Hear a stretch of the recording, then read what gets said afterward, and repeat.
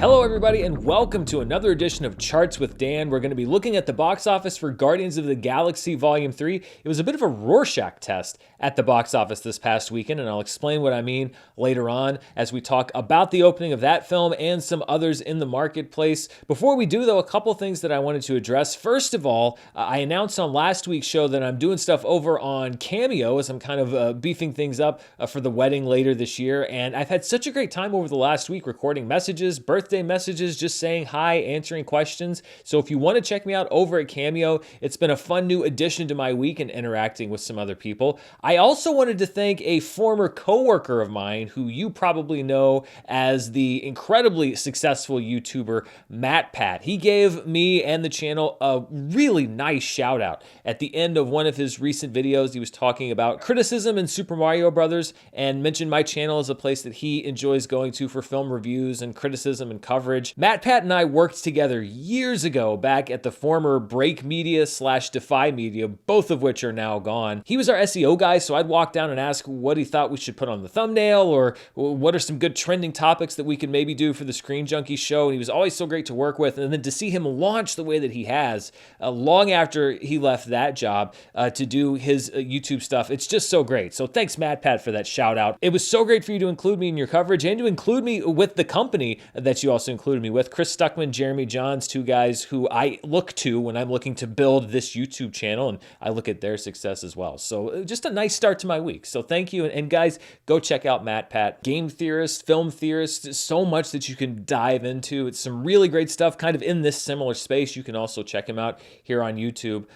Anyway, just a great way to start the week. Another great way to start the week is to look at the box office figures from this past weekend. So let's start with the box office top 10, and the number one movie at the box office, as we knew it was going to be, is Guardians of the Galaxy Volume 3, $118.4 million. It was an estimate that kept going up throughout the weekend, and then it ended up even higher than the final estimates on Sunday, but it is a number that we will have a very substantial discussion about. Very quickly, though, just to kind of brush over the surface of it, it is the second best three-day opening weekend of the year domestically, behind only the Super Mario Brothers movie, which made $146.3 million in its first Friday through Sunday stretch, although again it opened on a Wednesday. It's better than the $106.1 million opening of Ant-Man and the Wasp: Quantumania, which now drops to number 3 for the year. John Wick Chapter 4 and Creed 3 round out the top 5 opening weekends. And when we look at overall three-day weekend grosses, it stays about the same. We have the opening weekend of Super Mario Brothers, then Guardians of the Galaxy Volume 3's opening weekend, the opening of Ant-Man and the Wasp: Quantumania, but then we have the second weekend of Super Mario Brothers at $92.3 million, and then the opening weekend of John Wick Chapter 4. So a lot more to get into with Guardians of the Galaxy shortly, but let's look at the rest of the top 10. Finally looking like a mortal film after 5 weeks is the Super Mario Brothers movie, taking its first 50% plus drop, largely because it lost some theaters, and then a lot of the audience going to check out the new Marvel movie, 54.6% off of last week's gross for an $18.5 million total. And then an even bigger drop when we get to the rest of the top 10.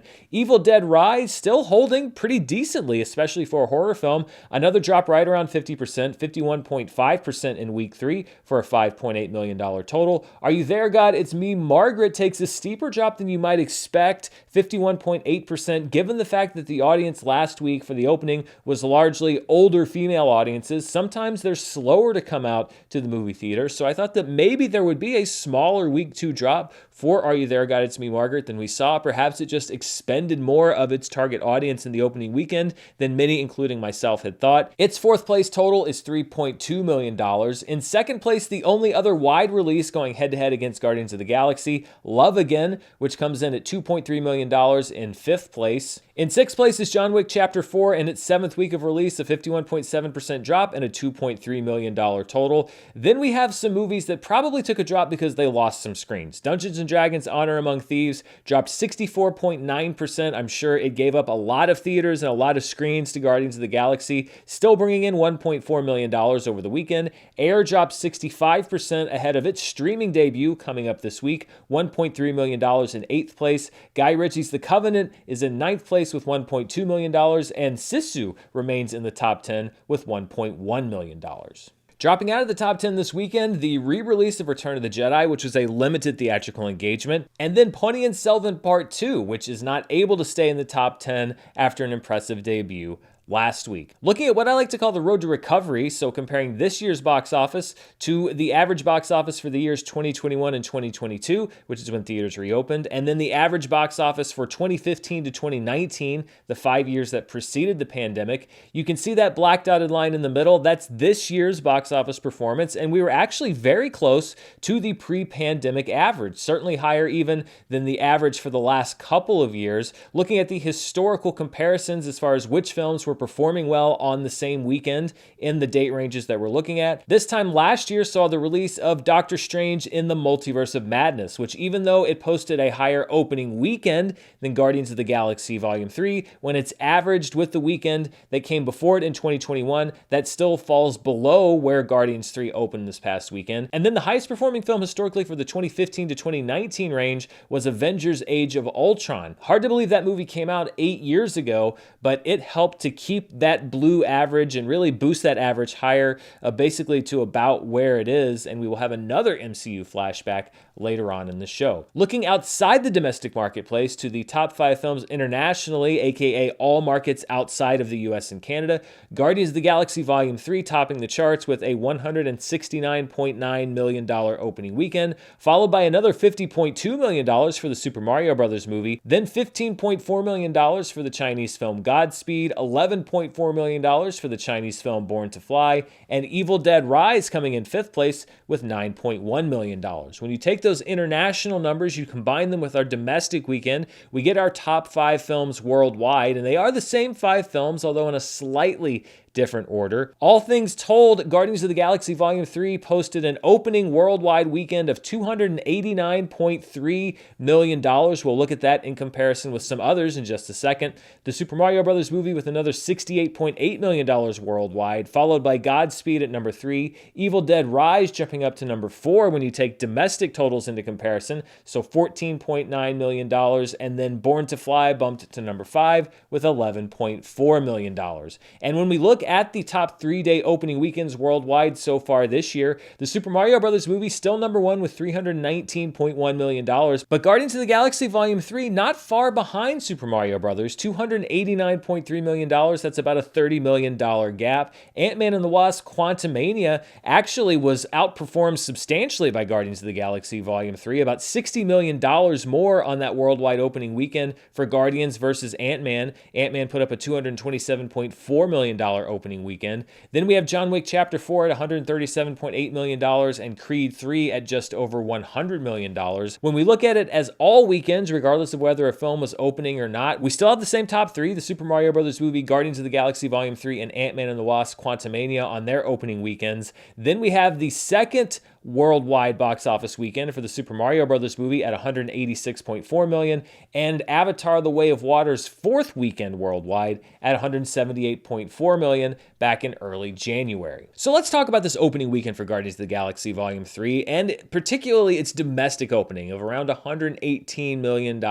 It was a worst-case scenario as far as an analyst goes, because it was one of those numbers that was certainly not low enough to make any kind of statement about the MCU failing, but it also wasn't high enough to make any kind of statement about the relative strength of the MCU. It was pretty much right in the middle, and when you look at the opening weekends for the MCU by box office gross, it literally is pretty much right in the middle of all of the MCU films. It comes in just under the opening for Thor Ragnarok and just ahead of the opening for Spider-Man Homecoming. You see it outdid openings like Ant-Man and the Wasp Quantumania, and it's behind things like Thor Love and Thunder and Black Panther Wakanda Forever. When you adjust those numbers for inflation, though, Guardians of the Galaxy does fall back a little bit. It actually falls just short of the opening number for the original Guardians of the Galaxy film back in 2014. It comes in ahead of openings for films like Thor: The Dark World and Spider-Man Far From Home and the first Doctor Strange film. So again, it's not one of those things where it's so low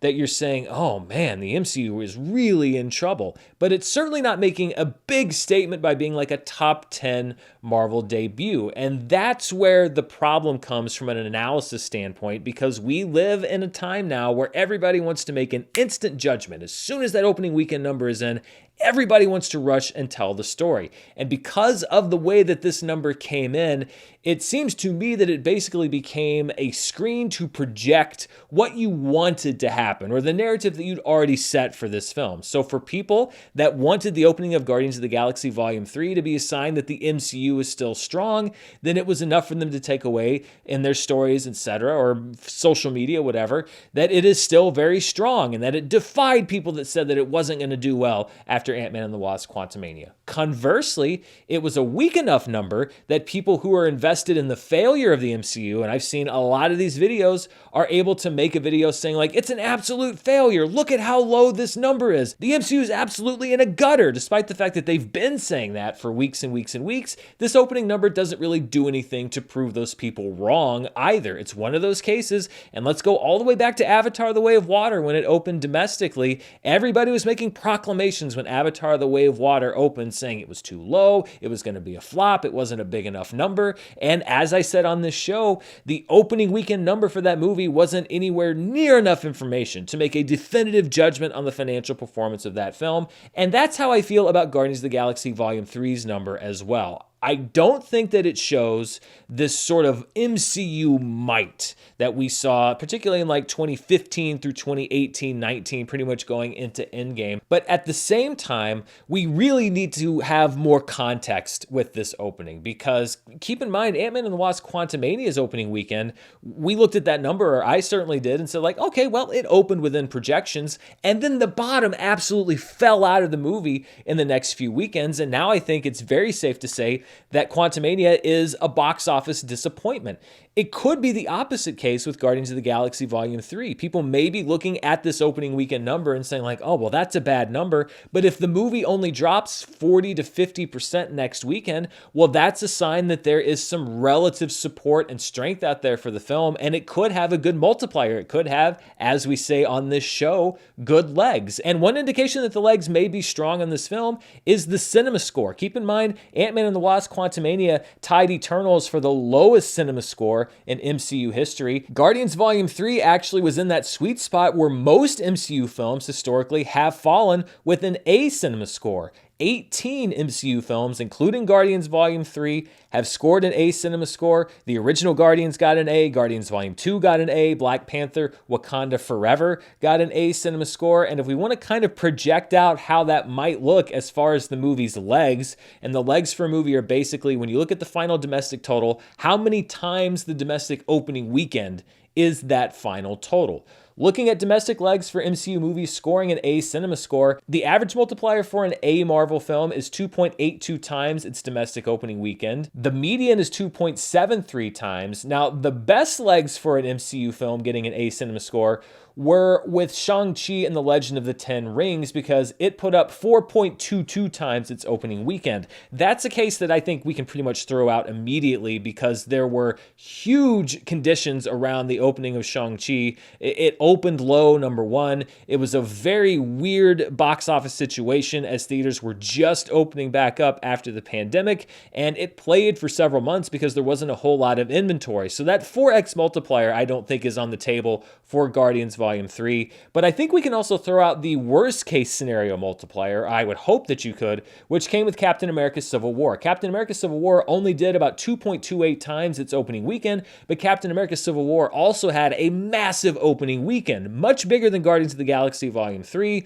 That's not going to be on the table here, but running those numbers, if it did hit that Shang-Chi multiplier, best case scenario, it'd come in around $499.7 million domestically, which would be 6th all time in the MCU. I just don't think that's going to happen. If it hit the worst case scenario, it'd come in about $269.9 million, or 20th all time in the MCU. I think it's going to do better than that. I'd be surprised, I should say, if it did those worst case numbers. If we go the median route, as far as multipliers go, it'd be about a $323.2 million domestic total. The average multiplier would get you to about $333.9 million, so right around the same range there. Looking at the average multiplier for both Guardians films, it comes out to about 3.1x, which would get us to about $367 million. Or if you're going with Wakanda Forever, it had a higher opening, but shorter legs, only about 2.5 times its opening. That would put the final for Guardians 3 right around $296 million. Also, again, 20th all-time in the MCU. So looking at all of these numbers, let's kind of be Doctor Strange here and just select a reality here.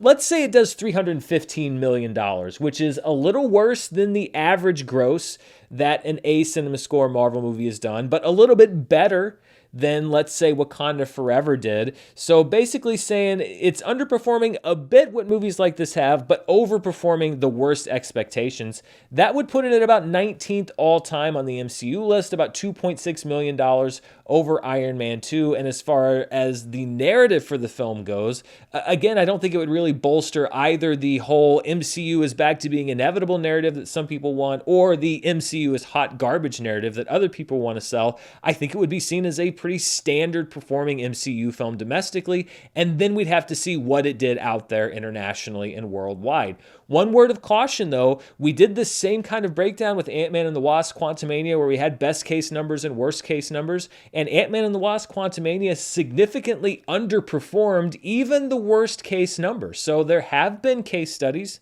recently where Marvel films have underperformed their historical trends, but keep in mind that audience reaction initially with CinemaScore was much, much worse for Ant-Man and the Wasp Quantumania, which indicates that the word of mouth was also much, much worse. This next weekend for Guardians Volume 3 is going to be critical. It's going to be a critical determining factor in how this movie is and should be talked about as far as the box office goes. I know that the boring take is, well, okay, let's wait and see, but that's also, in my mind, the realistic take right now. We had an opening number. It doesn't prove a case either way. Let's wait and see what happens in weekend 2, and then we can start making big proclamations. Let's look at the franchise tracker for the MCU. We've now added the 32nd film, which is Guardians of the Galaxy Volume 3. And these numbers don't really mean anything right now. We're pretty much just laying a baseline. Looking at the MCU by domestic gross, Guardians of the Galaxy Volume 3 is, because it's only been open for 3 days basically of chart data at this point, in last place, 32nd place, the lowest grossing MCU film as of right now. Of course, it's going to start moving up that chart, or at least it better, as far as, the hopes of this film start moving up this chart very quickly. So that's where it is as of today. Of course, when you adjust for inflation, it's a little bit further down in the basement, and we'll see where it goes from here. Looking at the franchise tracker for the MCU by worldwide gross, it's actually already topped the worldwide gross of The Incredible Hulk at $289.3 million, and it's got nowhere to go but up from here. So we'll see how it does worldwide in the days ahead. And really, for me, that worldwide number is a bit of a stronger indicator than the domestic number, because again, remember, it's only about $30 million behind the Super Mario Brothers movie. Of course, the Super Mario Brothers movie cost about half as much to produce as Guardians Volume 3, and you have to take those into account. But the fact that it is an overperformance over Quantumania, of course, market for market, they aren't direct comparisons, but the movie did all right in China, and a Hollywood movie doing all right in China is actually pretty good for how a lot of Hollywood movies have been doing there recently. I think, again, much like the domestic picture, and maybe even more so, if this movie holds strong across the world in the next weekend, then we could look at some real traction and some real momentum, because Quantumania was one of those movies that really didn't catch on either domestically or internationally. And the question with Guardians 3 is, can it reverse that trend as well? So Guardians, of course, was the big story, but it wasn't the only box office story this weekend. And I want to make sure that I don't neglect the fact that the Super Mario Brothers movie, even though it lost its #1 perch both domestically and worldwide, did take another #1 perch. And it was pretty much the only Illumination record that it didn't already hold.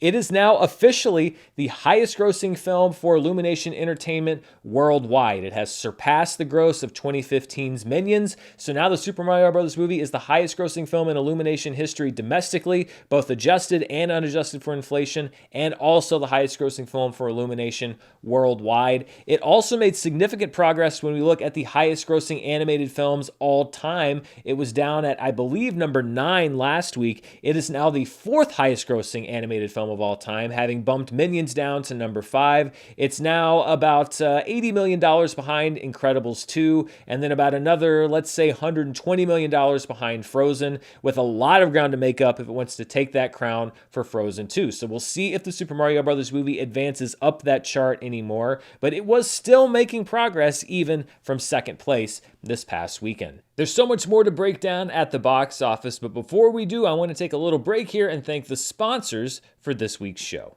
This episode is brought to you by Athletic Greens, the makers of AG1. We are getting into the summer season. A lot of people are doing more stuff outdoors, and no matter what your day has in store, AG1 is a great way to start that day. I got into doing it because it was hard for me to get into the routine of taking daily supplements, but eating breakfast is something I do every day. So regardless of what I've got planned, whether I'm going to be outside or inside making videos, when I make my breakfast shake, I throw in a scoop of AG1, and it makes me feel like I'm covering my nutritional bases. It's really helped me with digestion and gut health, which have been focuses of mine, but it's also great to know that I'm giving my body so many of the things that it needs, and that's what it was designed to do. AG1 is here to help you live easier and better without having to change a lot. It's just 1 scoop of powder mixed with water once a day, making it easy to live your best life, and every scoop is packed with 75 vitamins, minerals, and whole food sourced ingredients, and delivered to me every month, so it's easy to make it a daily habit.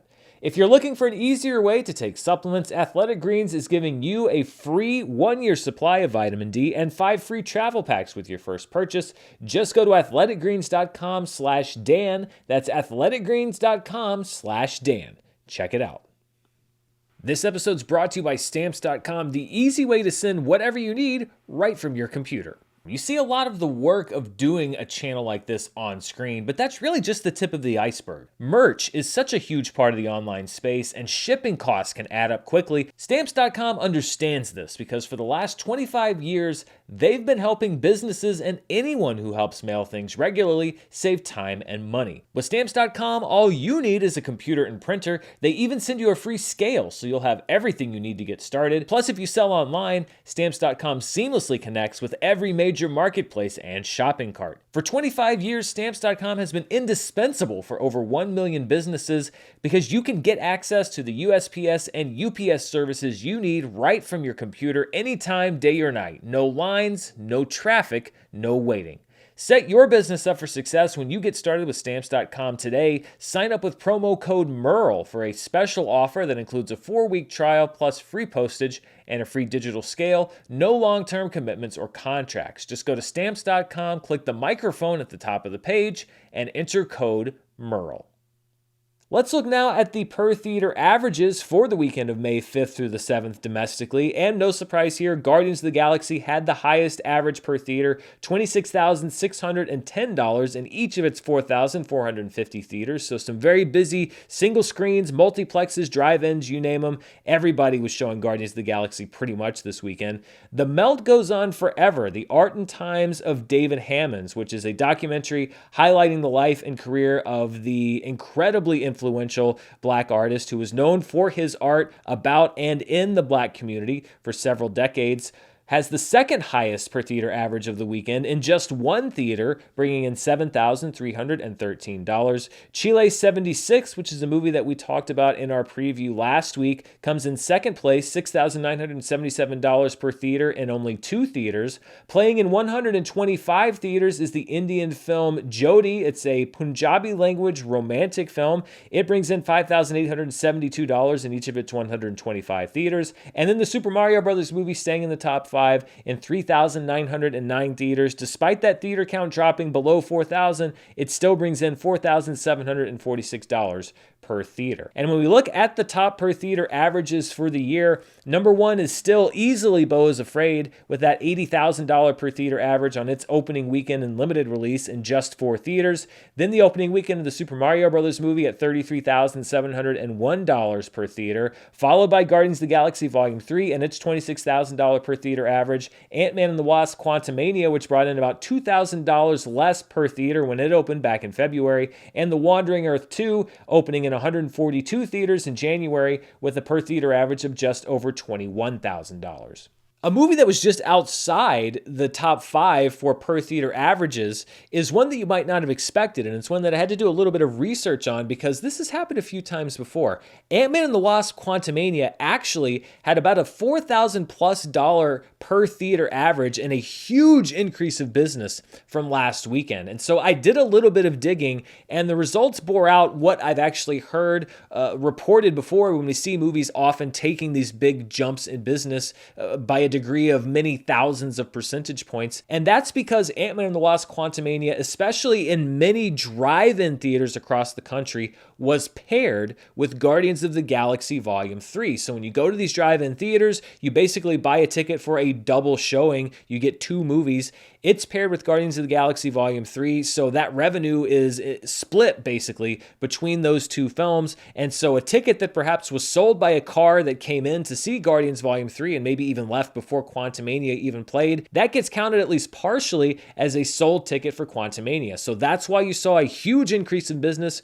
for Ant-Man in the last week or so. And Marvel and Disney have done this before, especially for movies that might need a little bit of a boost at the box office. They pair them with Guardians at specific drive-in theaters, and you see that jump. So that's why if you're looking at the box office charts and you saw Quantumania making about $700,000, which is way more than it made last weekend, you can thank the drive-in theaters around the country largely for that increase. Jodie from India was also the top playing film in limited release according to estimates reported in the media. These are not official confirmed estimates through the databases that I use, but as we mentioned before, Indian films are a little bit difficult to track oftentimes in the box office. But $734,000 is the highest total of any film in limited release this past weekend. Ponniyin Selvan Part 2, I don't have a theater count because I had to dig this number up a little bit, but the reported number for that film is $627,424 in its second week. Nefarious in week 4 is in third place, bringing in $373,104 in 268 theaters.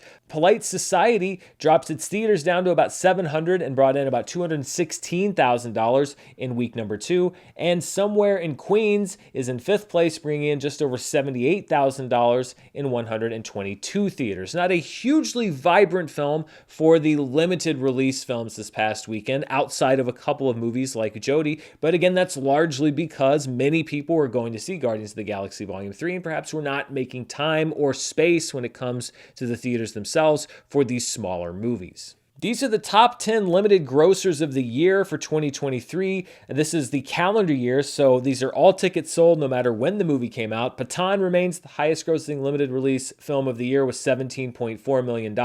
The re-release of Return of the Jedi ascends to number 2 with $7.3 million. A Man Called Otto, the portion of its release before it entered wide release, drops down to number 3 with $6.2 million, followed by Women Talking at number 4 with $5.3 million. The Wandering Earth at number 5 with just over $5 million. Ponniyin Selvan Part 2 jumps up to number 6, a 4-spot gain from last week for a reported domestic total of around $4.7 million.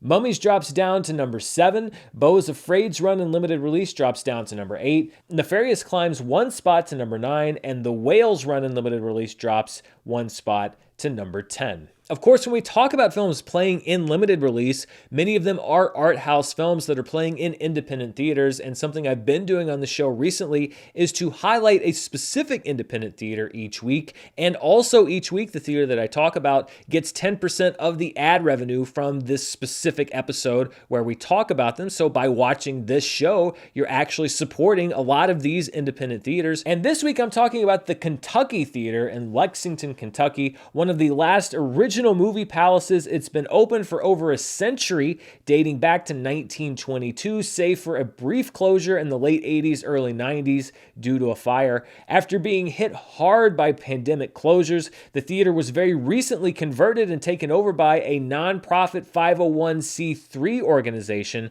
which means it can use your donations even more than some of the ones that we've been talking about because it is a brand new nonprofit entity, just over a year that it's been running running as one. Not only does the Kentucky Theater show some of the best available movies in independent cinema at any given time, they also do special events like their Summer Classic movie series, which are featuring some of my favorite films of all time this summer, and also their monthly Freaky Friday event, which showcases cult cinema. Oh, what I wouldn't give to see Police Story on the big screen with a packed theater. The Kentucky Theater, as I mentioned, is a 501c3 nonprofit organization, so you can make a tax-deductible donation, or if you're in Lexington, Kentucky or visiting, you can maybe go check out a movie there. Regardless of what you decide to do, you can find out more information about the Kentucky Theater at kentuckytheater.org, including how and where to make donations. And if you do decide to visit or make a donation, as always, be sure to tell them that Dan sent you. Before we look at the yearly numbers, I want to check in very quickly on my summer box office picks. We'll do this earlier in the show and spend some more time as the summer progresses, but there's not really a whole lot of point of doing anything but kind of paying it lip service at this point, because only 2 wide release films have been released in the summer movie season, Guardians of the Galaxy Volume 3 and Love Again. But congratulations, Love Again, because as of now, you're a top 10 grossing summer film until at least 9 other movies are released. So we have Guardians of the Galaxy Volume 3 right now, the highest grossing film of summer 2023. Love Again is at number 2. We'll have a more traditional box office chart in the future. And then also, this is pretty much just a reminder of my predictions. I picked The Little Mermaid as the highest grossing film of the summer, followed by Spider-Man Across the Spider-Verse, Guardians of the Galaxy Volume 3 in third place, The Flash at number 4, Mission Impossible Dead Reckoning Part 1 at number 5, Indiana Jones and the Dial of Destiny at number 6, Elemental at number 7, Fast X at number 8, Oppenheimer at number 9, and Barbie at number 10. A lot of you had so many thoughts about what I chose to pick and where I chose to pick it. I think that a lot of you have great points. I think I probably did maybe pick Barbie too low, but a lot of people are also fighting some of my choices that I'm standing by, including my decision to put The Little Mermaid as the highest grossing film of the summer. I still think that it has a really good shot of taking that title, and we'll just have to see when it opens later on this month. Let's take a look at some of the yearly charts. First of all, this is the 2023 annual domestic box office. So this is all films released in 2023. And we have a new addition to the top 5, which is Guardians of the Galaxy Volume 3. Its opening weekend was strong enough to enter the chart at number 5 with $118.4 million. Ahead of it are Creed 3 at number 4, John Wick Chapter 4 at number 3, kind of confusing there, Ant-Man and the Wasp Quantumania at number 2, and the Super Mario Bros. Movie at number 1. You would have to imagine, unless the bottom falls out completely, that Guardians 3 will get up to at least that number 2 spot, although it would be a pretty tall order to crack that $500 million mark and match the Super Mario Bros. Movie. Numbers 6 through 10 all move down 1 spot to make way for Guardians 3. Scream 6 drops to number 6. Megan drops to number 7. Dungeons & Dragons Honor Among Thieves drops to number 8. Cocaine Bear drops to number 9. Shazam! Fury of the Gods drops to number 10. And Jesus Revolution drops out of the top 10 altogether. As of right now, Scream 6, Megan, and Cocaine Bear have concluded their theatrical runs, so those are final grosses. The rest of the films are still fair game. Looking at the 2023 domestic box office by calendar gross, so this is all tickets sold no matter when the movie came out, the Super Mario Bros. Movie is at number 1. Avatar: The Way of Water sold $283 million worth of tickets this year, so it stays at number 2. Quantumania is at number 3. John Wick Chapter 4 is at number 4. Creed 3 is at number 5. Puss in Boots: The Last Wish is at number 6, and that's a final gross there. Guardians of the Galaxy Volume 3 sells enough tickets on the opening weekend to be number 7 on the 2023 calendar box office list. Scream 6 drops down 1 spot to number 8. Megan drops to number 9. And Dungeons & Dragons Honor Among Thieves drops down to number 10. The top 10 2023 worldwide films are the Super Mario Bros. Movie at number 1 with $1.16 billion, Full River Red at number 2, and The Wandering Earth 2 at number 3. Those are both final grosses according to box office reporting. Ant-Man and the Wasp Quantumania is at number 4 with $475.3 million. John Wick Chapter 4, actually not that far behind, at $416.6 million. Guardians of the Galaxy Volume 3 makes enough in its opening weekend to be the 6th highest grossing film of the year so far worldwide at $289.3, and I think it has a great shot of eclipsing that $475.3 million worldwide total for Ant-Man and the Wasp Quantumania. Creed 3 drops down 1 spot to number 7. Boonie Bears Guardian Code drops down 1 spot to number 8. Dungeons & Dragons Honor Among Thieves, now over the $200 million mark worldwide, drops down 1 spot to number 9. And Megan drops down to number 10. Scream 6 drops out of the worldwide top 10 for 2023 altogether. Before we leave, as we always do, I want to take a look back at a previous year in box office history, and we're going to go back 15 years to another very notable weekend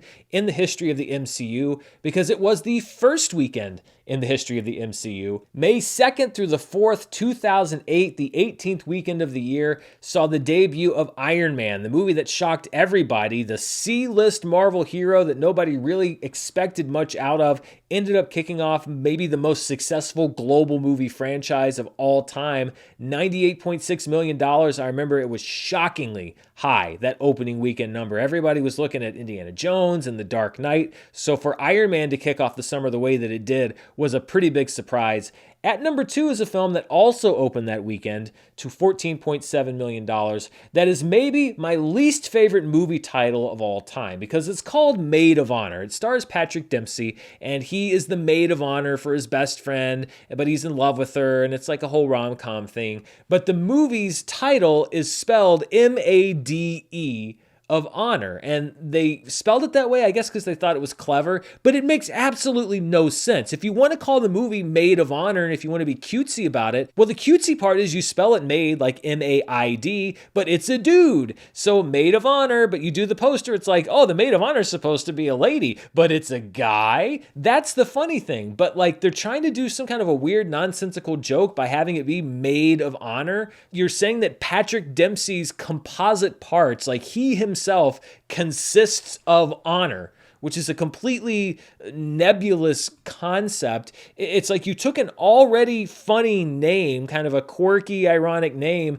and then tried to make it like a double meaning, but the double meaning makes absolutely no sense. Every time I see the poster for Maid of Honor, it makes me angry, because that is literally some studio marketing exec that thought that they were so clever and said, look what I did, and they were probably in a position where nobody could tell them that that was really stupid. So Maid of Honor was in second place behind Iron Man the weekend of May 2nd through the 4th, 2008. In its second weekend, running into a buzzsaw, was the Tina Fey, Amy Poehler comedy Baby Mama. It made just over $10 million in week 2. Harold and Kumar Escape from Guantanamo Bay, a movie very much of its time. $6.1 million in week 2, a 59% drop. And in week 3, Forgetting Sarah Marshall with a 45% drop and a total just over $6 million. I actually had a 10-minute discussion with Mara as I was prepping this episode about whether the woman on the poster is Kristen Bell or isn't Kristen Bell. I've said before, I sometimes have trouble recognizing people's faces, but that person does not look anything like Kristen Bell to me. I also feel bad for Jason Segel because he's the star of the movie and is like the 4th largest item or person on that poster. Anyway, Forgetting Sarah Marshall overlapping its theatrical run with Iron Man. I don't know how many people remember that. And also a really good movie. Of course, we don't just leave well enough alone when we take a look back at these weekends from box office history. We also hit that inflation button to see what those totals would be adjusted for inflation. And when we hit the button on the opening weekend of May 2008, Iron Man comes in with an opening of $138.2 million, so higher even than Guardians of the Galaxy Volume 3 15 years later. Maid of Honor opens with $20.6 million. Baby Mama with $14.1 million in third place. Harold and Kumar Escape from Guantanamo Bay at $8.5 million in fourth place. And Forgetting Sarah Marshall with $8.4 million in fifth place. So that wraps up Charts with Dan for this week. Opening this upcoming weekend are a weird collection of films. First is one called Knights of the Zodiac, which looks like one of those movies that's in a streaming show where there's like a character that makes movies like The Boys or Succession. But I assure you, this is an actual film with a reported $60 million budget. I might have to check this one out of sheer curiosity. Also opening wide this weekend is the newest film from Robert Rodriguez, starring Ben Affleck as a cop who's chasing a master criminal hypnotist, I think, played by William Fichtner. I get like major so bad it's good vibes. There's a lot of morbid curiosity is what I'm saying for the new box office releases this weekend. Some great counter programming several years ago. Trying to go for that again is Book Club, The Next Chapter. It's the same group of gals from the first movie, but this time they're going to Italy. Really, it's a lot of talented actresses who have built great legacies drawing a paycheck, so I don't have a problem with it. Opening in more limited release is another one of those product movies. We had Tetris this year, we had Air, which is about Air Jordans. Now we have BlackBerry, about the invention of the BlackBerry, with Jay Baruchel taking on the lead role. I actually want to see this movie. It's gotten really good reviews. The trailer looks interesting, so I'm going to hopefully try to track down a screening near me. Also opening in limited release is Fool's Paradise. If you like Charlie Day, well, this movie was written by Charlie Day, directed by Charlie Day, and stars Charlie Day playing two roles. So it's a Charlie Day lover's dream. A couple festival movies that are hitting the limited release circuit this weekend. One of them is Lemoncita, starring Penelope Cruz, directed by Emmanuel Criolese, and The Starling Girl, which is a Sundance drama, or at least played Sundance, as well as some other film festivals, from director Laura Parme. And finally, for those sports fans out there, in very limited release is the documentary It Ain't Over, about legendary baseball player Yogi Berra.